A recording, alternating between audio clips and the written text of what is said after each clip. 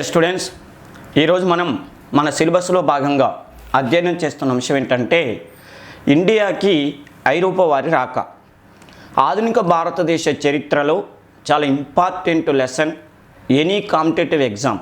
అది గ్రూప్ 4 దగ్గర నుంచి మొదలు పెడితే సివిల్ సర్వీస్ వరకు భారతదేశానికి ఐరోపా వారు ఎవరెవరు వ్యాపారానికి వచ్చారు, వారు ఎక్కడెక్కడ ప్రధాన స్థావరాలను ఏర్పాటు చేసుకున్నారు, వాళ్ళు భారతదేశంలో సామ్రాజ్య స్థాపన కోసం అంటే ఇండియాని వలస రాజ్యంగా మార్చుకోవటం కోసం ఎలాంటి ఎత్తుకు పై ఎత్తులు వేశారు, ఫైనల్గా ఎవరు ఈ దేశంలో అధికార స్థాపనలో విజయవంతమయ్యారనేటటువంటి దాని మీద ఎన్నో రకాలుగా క్వశ్చన్స్ అడుగుతూ ఉంటాడు.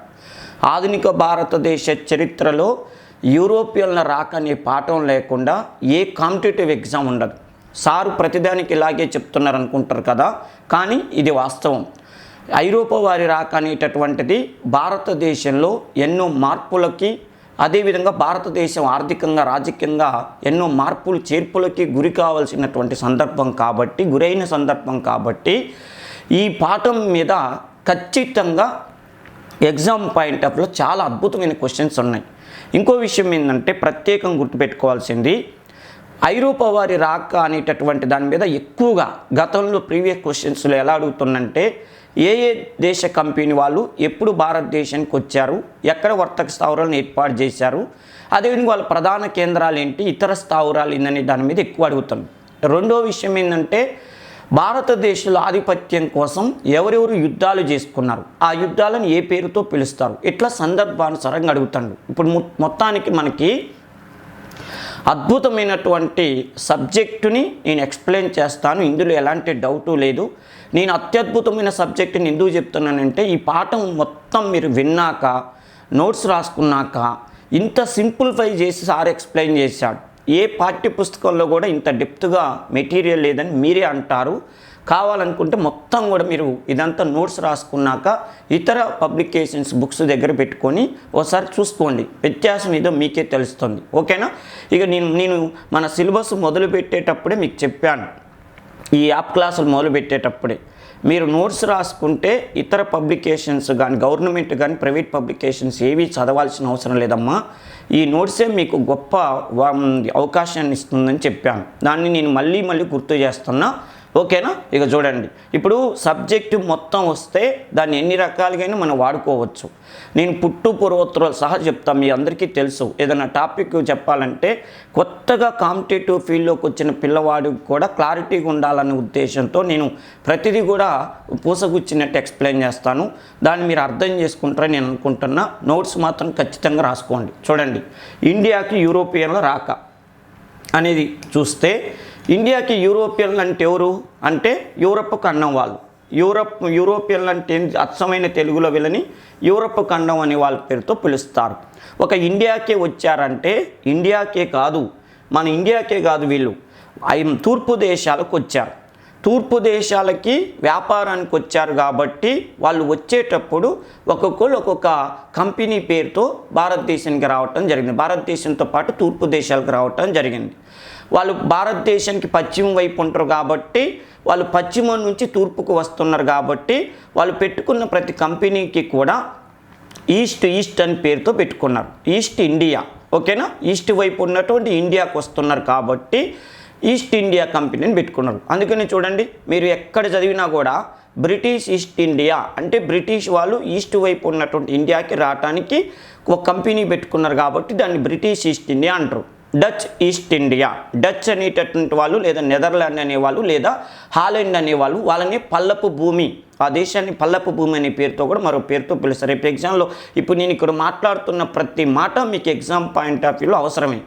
ఈ క్రింది ఐరోపా కంపెనీలలో ఏ కంపెనీని పల్లపు భూమి, ఓకేనా, పల్లపు భూమి అనేటటువంటి పేరుతో పిలువబడినటువంటి కంపెనీ లేదా దేశం ఏది అంటాడు అంటే హాలండ్ లేదా నెదర్లాండ్ లేదా డచ్ దేశాన్ని పల్లపు భూమి కంపెనీ అనే పేరుతో పిలుస్తారు.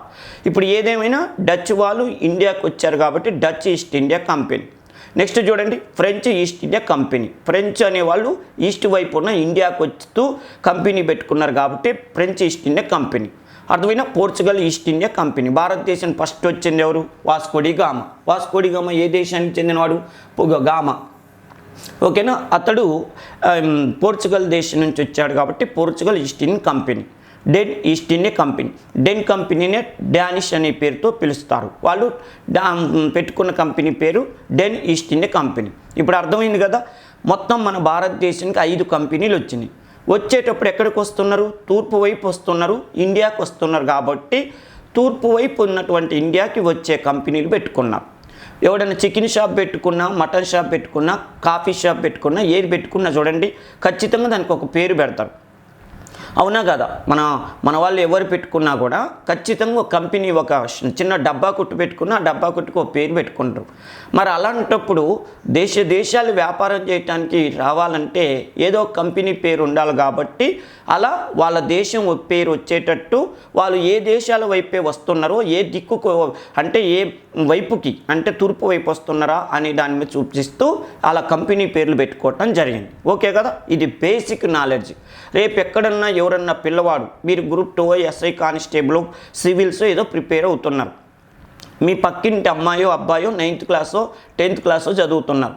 వాళ్ళు ఏదో సందర్భంలో వచ్చి అక్క లేదా అన్న నువ్వు సివిల్స్ ప్రిపేర్ అవుతున్నావు కదా, మరి మన భారతదేశానికి వచ్చిన డచ్ వాళ్ళు కానీ, డెన్ వాళ్ళు కానీ, పోర్చుగీస్ వాళ్ళు కానీ, ఫ్రెంచ్ వాళ్ళు కానీ వచ్చేటప్పుడు ఈస్ట్ ఇండియా కంపెనీని ఎందుకు పేరు పెట్టారన్న అంటే అప్పుడు మీరు అవును కదా ఎందుకని కాదు మనం ఎమ్మటి ఆ పిల్లవాడికి ఆన్సర్ చెప్తేనే అమ్మో అన్నయ్య మంచి చదువు చదువుతుంది అనే ఫీలింగ్ వస్తుంది.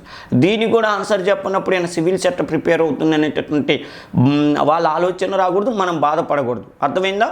అంటే డచ్ అనే వాళ్ళు ఈస్ట్ వైపు ఉన్న ఇండియాకు వస్తున్నారు కాబట్టి Dutch east Indian company. Clear కదా. మరి ఇప్పుడు ఎవరెవరు ఏ దేశం వాళ్ళు ఎప్పుడు మన భారతదేశానికి వచ్చారనేది ఇప్పుడు మనం ప్రస్తుతానికి అధ్యయనం చేద్దాం. చూడండి ఇది బేసిక్ నాలెడ్జ్. అర్థమైంది కదా. Basic knowledge. మీకు ఇంకో విషయం చెప్తున్నా, మన ఆన్లైన్ క్లాసులు వినటం స్టార్ట్ చేస్తే అసలు ఇక 10 సంవత్సరాలు 20 సంవత్సరాలు కాదు. ఇవి కొంతమంది ఏంటంటే నేను 10 ఏళ్ల నుంచి కాంపిటేటివ్ ఎగ్జామ్స్ ప్రిపేర్ అవుతున్నా, నేను 5-6 సంవత్సరాల నుంచి కాంపిటేటివ్ ఎగ్జామ్ ప్రిపేర్ అవుతున్నా, ఒక్క మార్కుల్లో ఉద్యోగం రాలేదు, 2 మార్కుల్లో రాలేదు అనేటటువంటిది చాలామంది చెప్తుంటారు. అసలు మన ఆన్లైన్ క్లాసులు వింటే మినిమం నాలెడ్జ్ లేని పిల్లవాడు కూడా ఖచ్చితంగా జాబ్ కొడతాడు. ఆ విధంగా నేను చాలా వరకు కష్టపడి మీకు పూసగుచ్చినట్టు ఎక్స్ప్లెయిన్ చేయడానికి ప్లాన్ చేస్తున్నా. అర్థమైంది కదా. ఇందులో ఎలాంటి డౌట్ లేదు. బాగా గుర్తుపెట్టుకోండి. ఈ క్లాసులు మాత్రం మళ్ళీ మీరు నిర్లక్ష్యం చేయొద్దు. అర్థమైందా. 1000 క్లాసులను నిర్లక్ష్యం చేస్తే మాత్రం మీరు న్యాయం చేసుకున్న వాళ్ళు కాదు. ఓకే కదా. ఇక చూడండి arrival of European companies in India. భారతదేశానికి వ్యాపారానికి వచ్చినటువంటి కంపెనీలు ఏమేమి ఉన్నాయి? యూరోపియన్ కంపెనీస్ అంటే పోర్చుగల్ ఈస్ట్ ఇండియన్ కంపెనీ. ఓకేనా. పోర్చుగల్ ఈస్ట్ ఇండియన్ కంపెనీ అనేటటువంటి వాళ్ళు 1498వ సంవత్సరంలో భారతదేశానికి మొట్టమొదటిసారిగా వాస్కోడి గామా అనేటటువంటి ఒక నావికుడు ద్వారా మనకి సముద్ర మార్గాన్ని కనుగొనేటట్టు చేశారు. వాస్తవానికి 1498 అంటే ఎగ్జామ్ పాయింట్ ఆఫ్లో ప్రతి స్టూడెంట్కి కూడా తెలుసు. ఏంటి ఆ విషయం అంటే వాస్కోడి గామా అనేటటువంటి ఒక పోర్చుగల్ నావికుడు మొట్టమొదటిసారిగా మన భారతదేశానికి సముద్ర మార్గాన్ని కనుగొన్నాడు. వాస్కోడి గామా భారతదేశానికి సముద్ర మార్గాన్ని కనుగొనేంత వరకు ఐరోపా ఖండం వాళ్ళు ఉక్కిరిబిక్కిరి అయిపోయారు.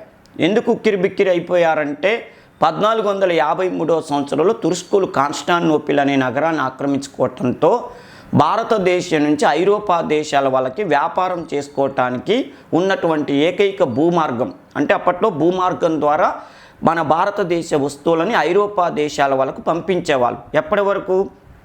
1453వ సంవత్సరం వరకు. 1453వ సంవత్సరం వరకు అలా జరిగితే 1453వ సంవత్సరంలో ఒక బ్రేక్ పడింది. అనుకోకుండా ఒక సంఘటన జరిగింది. దీనితో అప్పటి వరకు కూడా భూమార్గం ద్వారా వెళ్తున్నటువంటి వ్యాపారం అనేటటువంటిది ఆగిపోయింది.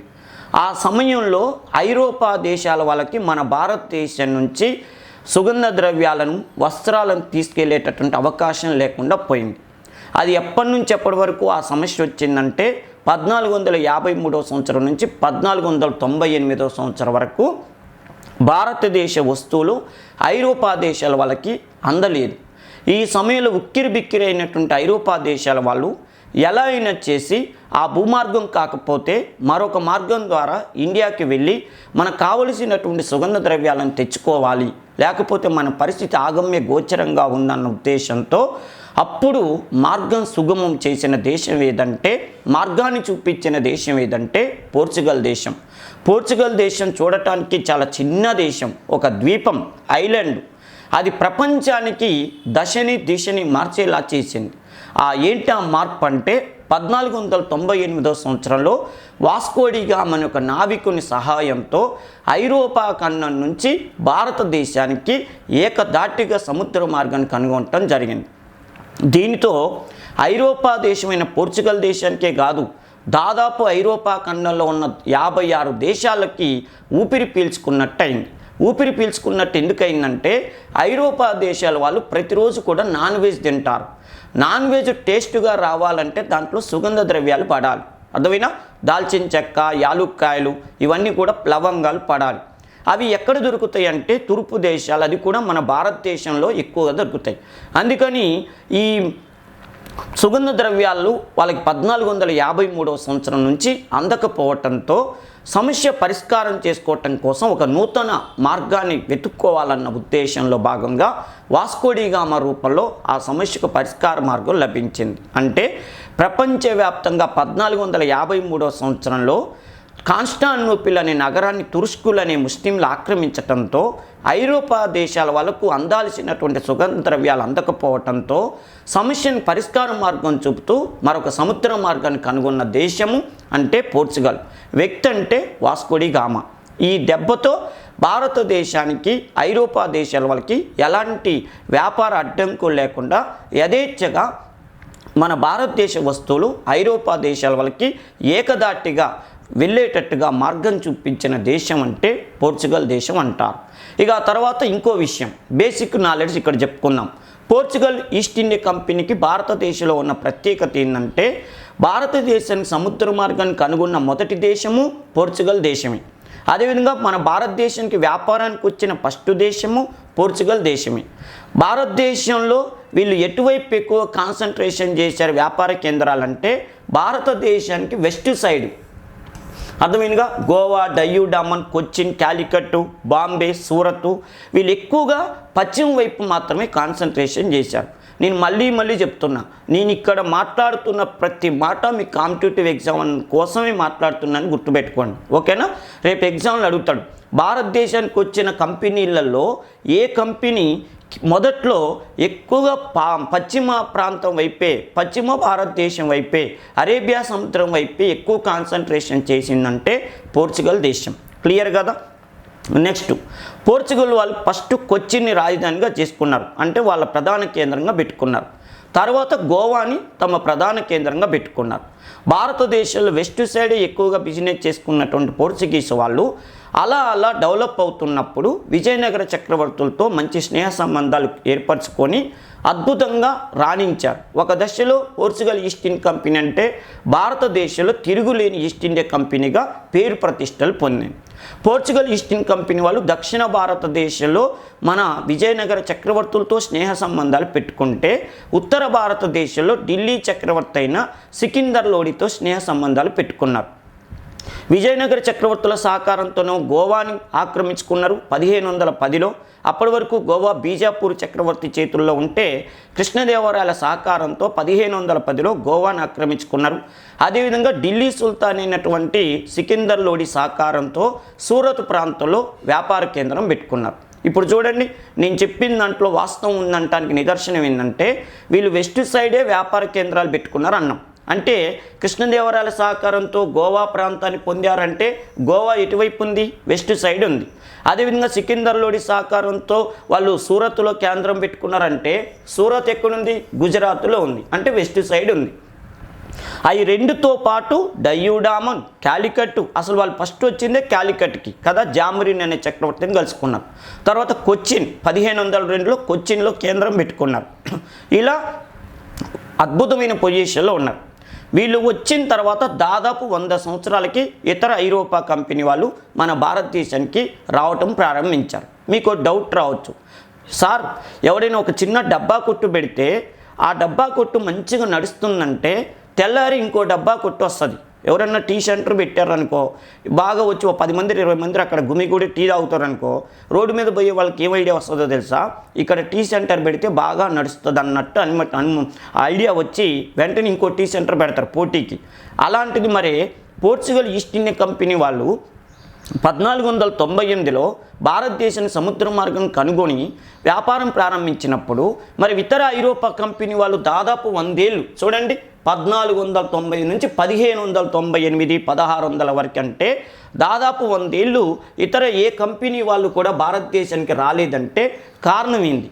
పోర్చుగల్ వాళ్ళు ఇక్కడ బాగా సామ్రాజ్యాన్ని స్థాపించుకొని అటు విజయనగర చక్రవర్తితో అటు ఢిల్లీ సుల్తాన్లతో స్నేహ సంబంధాలు మెయింటైన్ చేస్తూ మంచిగా 4 రూపాయలు వెనకేసుకుంటుంటే ఇతర ఐరోపా కంపెనీ వాళ్ళు ఎందుకు వ్యాపారం చేసుకోవటానికి రాలేదన్న డౌట్ ఎప్పుడన్నా వచ్చిందా మీకు? రావాలి. వస్తేనే మీరు కాంపిటేటివ్ ఎగ్జామ్లో సక్సెస్ అవుతారు. బాగా గుర్తుపెట్టుకో, ఎందుకంటే రేపు ఎగ్జామ్లో ప్రతిపాదన కారణం అని అడుగుతాడు. అర్థమైనా? ఆ ప్రతిపాదనకి ఈ కారణం తోడవుతుందా లేదని అడుగుతాడు. ఈ క్రింది వాటిలో ఏది తప్పు ఏది రైటు రెండు కరెక్టేనా అని అడుగుతాడు. అంటే బాగా గుర్తుపెట్టుకోండి, పోర్చుగల్ ఈస్ట్ ఇండియా కంపెనీ 1498లో సముద్ర మార్గం కనుగొంటే వాస్కోడిగామా ద్వారా, మరి 1500 నుంచి భారతదేశంలోకి వాళ్ళ కేంద్రాలు స్టార్ట్ చేసుకుంటుంటే మిగతా కంపెనీలు ఎందుకు భారతదేశం వైపు చూడలేదు? ఎట్లాగూ వాస్కోడిగామా సముద్ర మార్గం కనుగొన్నాడు కదా, మరి ఆ సముద్ర మార్గం ద్వారా వాళ్ళు కూడా రావచ్చు కదా, మరి వాళ్ళు ఎందుకు దాదాపు 100 సంవత్సరాల పాటు ఇండియాకి రాలేదంటే ఎక్సలెంట్ బిట్టు ఏంటో తెలుసా? పోర్చుగల్ ఈస్ట్ ఇండియా కంపెనీ తరపున వాళ్ళు వెళ్ళి పోపు, అంటే ఆ క్రైస్తవులకి పోపు అని ఉంటారు కదా, హెడ్, ఆ పోపు దగ్గరికి ఈ పోర్చుగల్ చక్రవర్తి వెళ్ళి రిక్వెస్ట్ చేశాడు. ఏమని రిక్వెస్ట్ చేసిందంటే 1453లో తుర్స్కులు కాన్స్టాంటినోపిల్ని ఆక్రమించినాక భారతదేశం నుంచి ఐరోపా దేశాలకు భూమార్గం ద్వారా వచ్చే వ్యాపారం స్తంభించిపోవటంతో అప్పుడు దేశాలన్నీ కూడా విలువిల్లాడిపోతుంటే మేము చాలా కష్టపడి చాలా ఖర్చు పెట్టి చాలా చికాకులు పడి కూడా కష్టాలు నష్టాలు అన్నీ ఎదుర్కొని భారతదేశానికి సముద్ర మార్గం కనుగొన్నాం. అంటే మేము కనుగొన్నటువంటి సముద్ర మార్గం ఎంత ఉపయోగపడిందో మీ అందరికీ తెలుసు. అలాంటప్పుడు మరి ఆ కష్టాలు కన్నీళ్ళు నష్టాలు అన్నీ మేము పడ్డందుకు దాని ప్రతిఫలం కూడా మేము పొందాలి కదా, కష్టానికి తగ్గ ప్రతిఫలం కూడా మేము పొందాలి కదా. అలాంటప్పుడు మేము సముద్రం కనుగొన్నామని చెప్పి వేరే వాళ్ళంతా కోళ్ళఫారాల్లాగా ఇక్కడికి వస్తే మరి మా పరిస్థితి ఏం కావాలి? అందుకని పోపు గారు మీరు ఒక్క మాట ఇతర ఐరోపా కంపెనీ వాళ్ళందరికీ చెప్పండి. ఏమని అంటే పోర్చుగల్ ఈస్ట్ ఇండియా కంపెనీ వాళ్ళు వెళ్ళిన ఇండియాకి మీరెవరూ వెళ్ళొద్దు, దాదాపు 100 సంవత్సరాల పాటు ఎవరు వెళ్ళమాకండి. ఎందుకంటే వాళ్ళు ఆ ప్రతిఫలం ఏదో ఆ డబ్బులు ఏదో వాళ్ళు వెనకేసుకోవాలి. వాడు ఫస్ట్ తెలివితేటలు ఉపయోగించండి కాబట్టి వాళ్ళకి ఆ బెనిఫిట్ వచ్చేటట్టు చూడండి అని చెప్పి పోపుని ఈ పోర్చుగల్ చక్రవర్తి వెళ్ళి రిక్వెస్ట్ చేస్తే పోపు ఆలోచించాడు, కరెక్టే కదా ఇతని ఆలోచన. ఇంకో విషయం తెలుసా, 1453వ సంవత్సరంలో తుర్స్కులు కాన్స్టాంటినోపిల్ని ఆక్రమించడం అంటే ముస్లింలు ఆ ఏరియాని ఆక్రమించుకున్నారు. కాన్స్టాంటినోపిల్, ఆ కాన్స్టాంటినోపిల్ని ఇప్పుడు మనం ఇస్తాంబుల్ అని పిలుస్తున్నాం. ఆ కాన్స్టాంటినోపిల్ని ఆక్రమించినప్పుడు అది ఆర్థికపరమైనటువంటి గొడవ. వాస్తవానికి ఇండియాకి సంబంధించిన వస్తువులు ఐరోపా దేశాలకు వెళ్ళటం అంటే, వస్తువులు వెళ్ళటం అంటే ఏంది, వ్యాపారం వ్యవహారాలు వర్తక దానికి సంబంధించింది. కానీ దాన్ని వాళ్ళు ఎలా పరిగణించుకున్నారంటే క్రైస్తవుల పైన ఇస్లాం విజయంగా. చూడండి, కాన్స్టాంటినోపిల్ అప్పర్ వరకు కూడా క్రైస్తవుల చేతుల్లో ఉంటే క్రూసేడ్ యుద్ధాల్లో గెలిచిన ముస్లిమ్స్ ఆ కాన్స్టాంటినోపిల్ని ఆక్రమించుకోవటాన్ని క్రైస్తవులు ఎలా భావించారంటే మా పైన ముస్లింలు విజయం సాధించారు, అంటే వాళ్ళు ఒక పై చేయి సాధించారు, దీనికి మనం ఎట్లయినా చెప్పి తిరిగి సమాధానం చెప్పాలి. అయ్యా మీరు మా ఊరుని ఆక్రమించిన, మా పట్టణాన్ని ఆక్రమించి మా వ్యాపారాన్ని సాగనివ్వకుండా చేసినా కూడా మేము ఆల్టర్నేటివ్ మార్గం ఒకటి చూసుకున్నామన్న కరెక్ట్ సమాధానం చెప్పాలని. మిగతా అన్ని క్రైస్తవ దేశాలే కదా, ఫ్రెంచ్, డచ్, అర్థమైన ఇంగ్లాండు, పోర్చుగల్ ఎన్ని. అందుకని వీళ్ళు ఏమనుకున్నారంటే ఇస్లాం మతం వాళ్ళకి కరెక్ట్గా సమాధానం చెప్పాలి. మేము ఛాలెంజ్ చేసి చెప్తున్నాం, మరొక సముద్ర మార్గాన్ని కనుగొన్నాం అంటే మీరు కాన్స్టాంటినోపిల్ మార్గం నుంచి మమ్మల్ని పోనీయనంత మాత్రాన మేము కూర్చొని ఏడుస్తాం అనుకుంటారా? ఆల్టర్నేటివ్ మార్గం కనుగొన్నాం భయ్యా, ఇక చూడండి అని చెప్పి ఛాలెంజ్ చేయాలి అనుకుని ప్రయత్నం చేశారు.